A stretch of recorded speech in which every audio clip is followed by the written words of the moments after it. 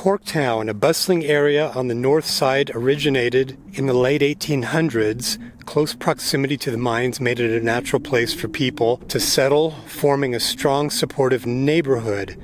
Houses were close together because space was at a premium. Houses ranged from one-room miners' cabins stuck in back of homes to simple miners' cottages and huge boarding houses. Corktown was home to St. Mary's Church and school. The majority of families were Irish and Catholic, but Norwegians, Italians, Slavs, Native Americans, and Hispanics, and many others also lived here. Wow.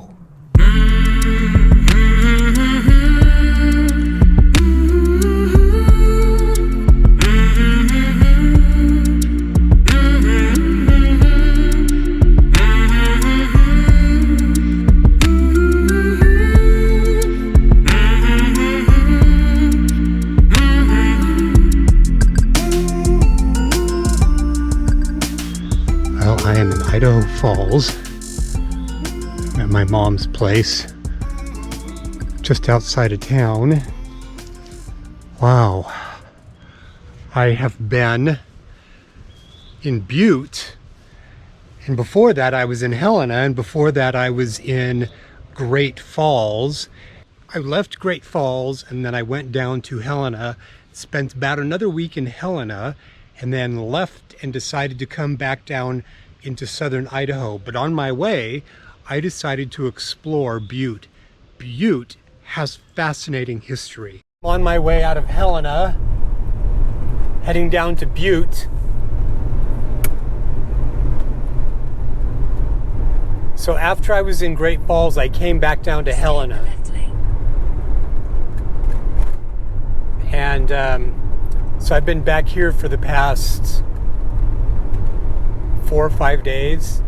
So this will be a new little leg of a journey. I've been to Butte before, but I haven't been on this particular route. So goodbye, Helena.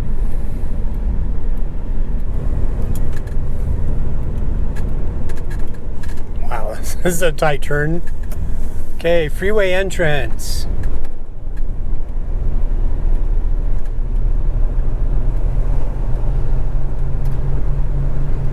So I'm glad I did it. Now I know how to do Helena. Now I know how to do Great Falls.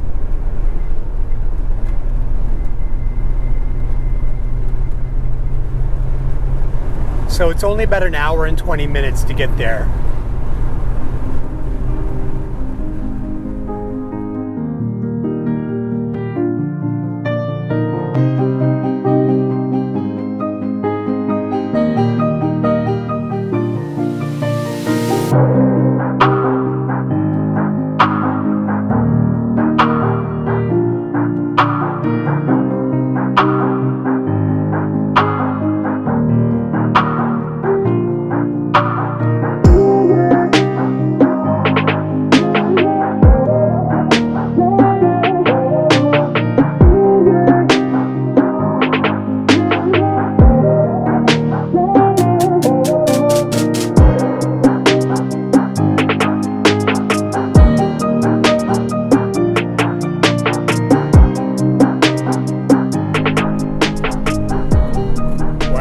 Really gaining in altitude. Oh my goodness.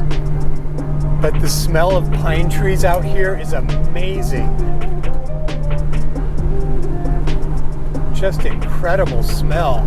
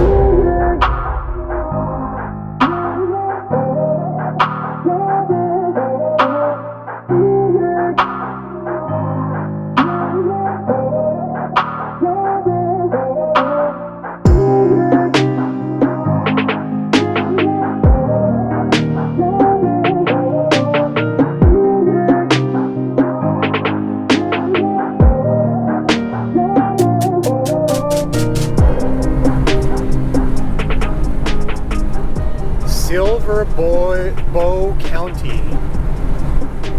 Oh, and there I see it. Continental Divide. Wow.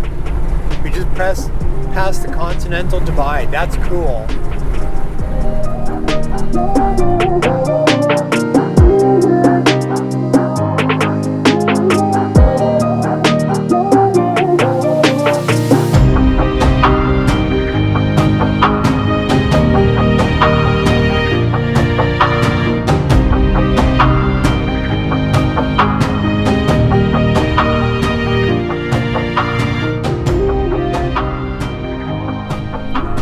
Now, when I was here last time, 1.5 miles, turn right into the car park.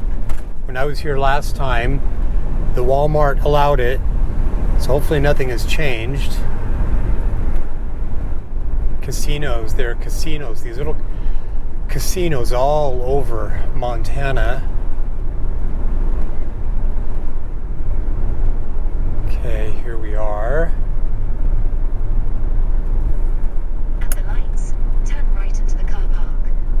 So when I was here last time, I had a favorite parking spot.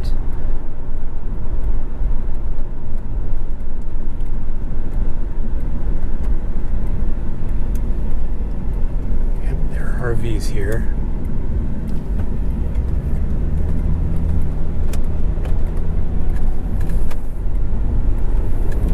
You've entered the car park for your destination.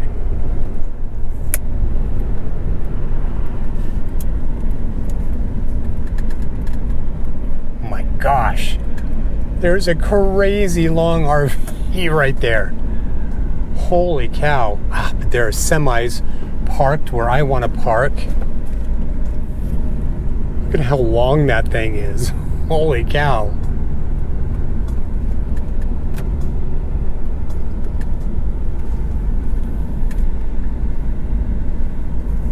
Wow, this is going to have to do. Some semis are parked where I want to park.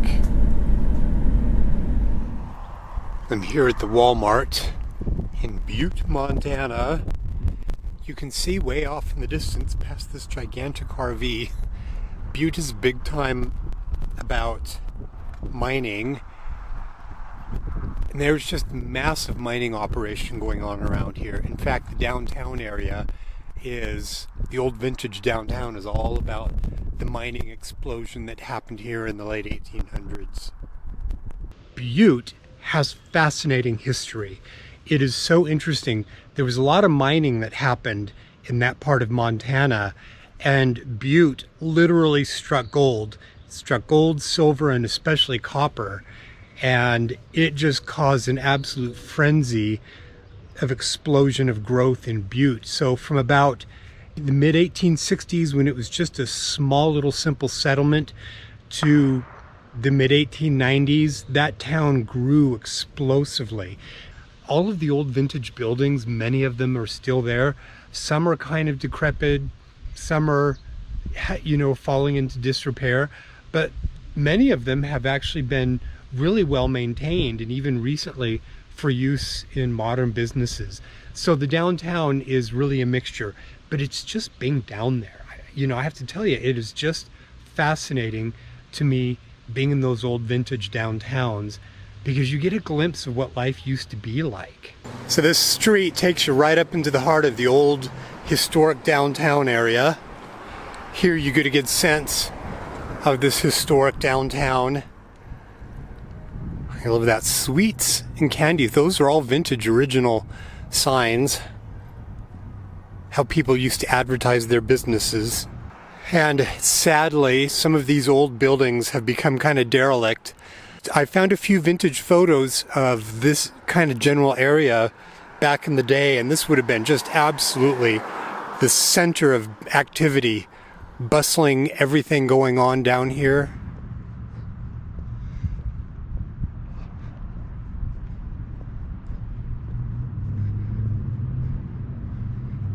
If I could go back in time, I would go back to about 1875, 1880, when all of this was just exploding, and these had their vibrance of their original youth, and all the people here.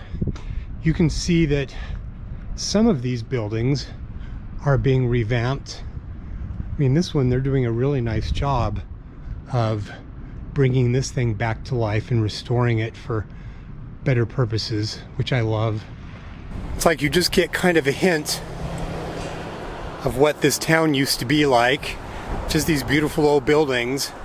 Some of them have become kind of derelict, but this must have been an absolutely fascinating town to be in during its heyday. There's a history placard right here. Ivanhoe Block. Lawyer Robert McBride and Patrick Talent originally owned this 3-story commercial residential building designed by architect George DeSnell. Built in 1905, it was one of several brick buildings that replaced frame stores, liveries, and brothels formerly occupying this street. Wow, fascinating. So just take yourself back 120 years, 130 years. Imagine what this street would have been like. City Hall, 1890. I mean, this is so incredible to me. This just screams history. Even if some of the buildings are now a little bit derelict. I love the bits of modern art that people are putting up here.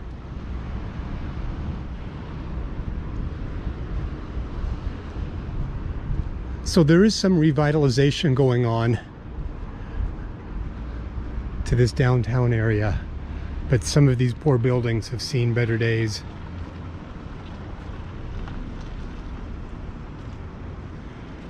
I love the mural that somebody has painted on there. That's beautiful.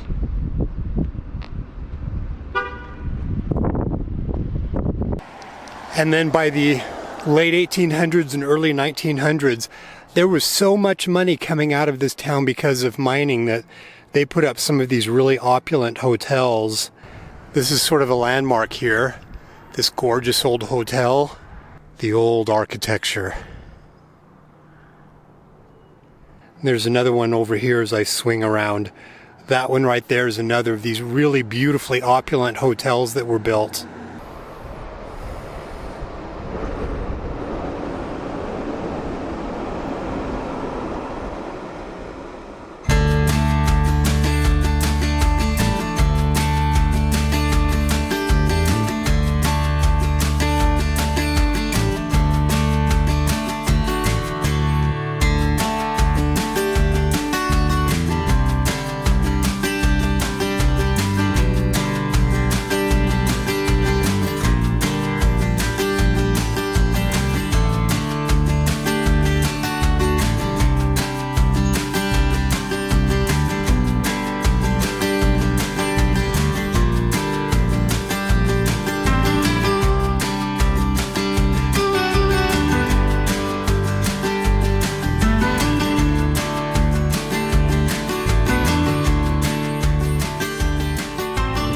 Isn't that incredible? There's been a steady stream of people kind of coming in and out of this Sean O'Donnell's American Grill and Irish Pub. That's gorgeous how they've restored and used that building.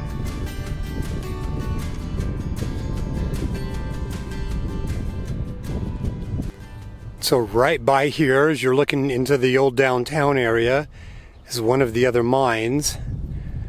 It says the original 1878 to 1976, 3,569 feet deep, mine depths 49. Butte's first copper mine site. Wow. That's very cool.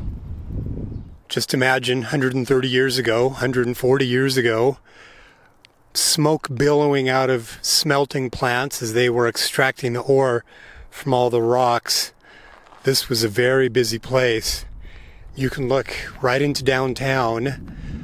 It was built just all around the actual mining operations, and then down into the valley. Welcome to the top of the world. You are about to enter a unique trail system that is part of Montana's Copperway, a network of trails and cultural sites developed to celebrate and interpret one of the richest, most colorful histories in our nation. The top of the World Trail segment, pictured in the map at right, encompasses a wide variety of cultural sites, including the Mountain Con, one of Butte's oldest and most productive mines. The Con, Mountain Consolidated, 1886 to 1974, 5,291 feet deep, 172 mine deaths. World's largest copper producer. Wow. Isn't that cool? So this is sort of the top of a mine that's a mile deep. Copper mine. So when Butte first got started, it got started because somebody found gold and then silver. But copper became the big thing. Copper is where all the money was made. This was a hopping place when it was in its heyday back in the late 1800s. Amazing. Mile deep. It says a mile deep. It's literally, the mine is a mile deep. Wow.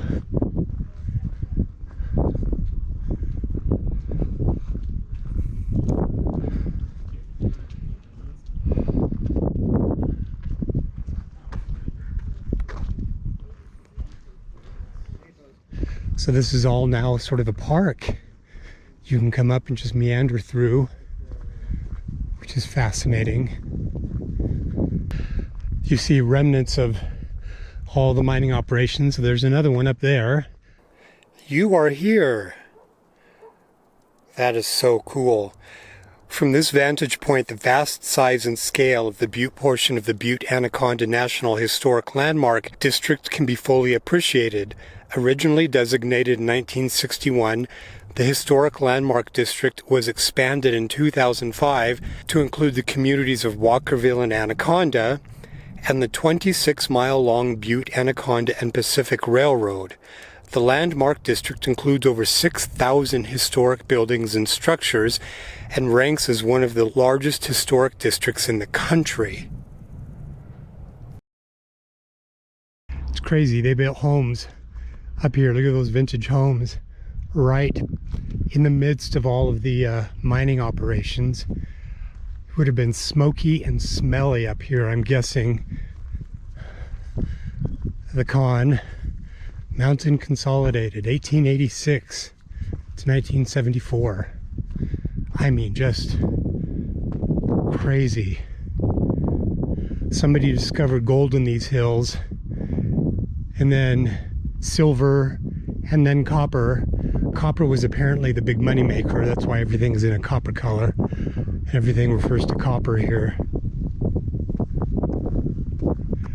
I love it. This processing plant even had just a little bit of style to it, which you don't find today.